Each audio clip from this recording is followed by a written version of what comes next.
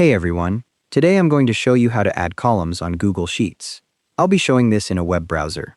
Start by clicking on the column header letter next to where you want your new column to go.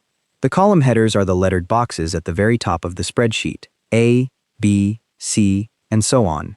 Let's say you want to add a column between B and C. You can click on either column B or column C. It works from either direction. Click directly on the letter itself, not on a cell below it. When you do, you'll see the entire column highlight in a light color, which means it's selected.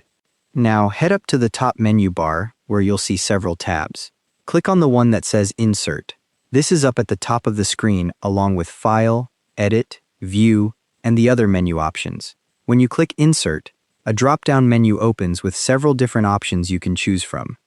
In that drop-down menu, find the option that says Columns and move your cursor over it. Don't click on it yet, just hover your mouse over the word Columns.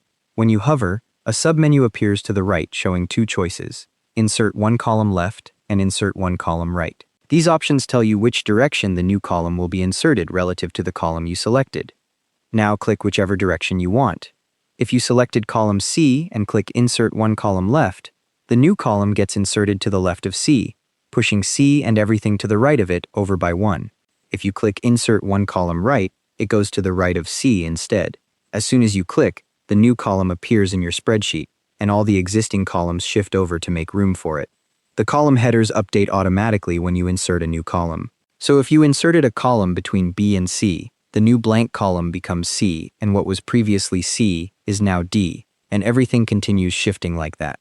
You can adjust the width of your new column by clicking on the right edge of the column header and dragging it left or right until it's the size you want. And it's worth clicking on the top cell of your new column to add a header label so you know what data belongs there. And that's how to add columns on Google Sheets. Thanks for watching. Hope this helped.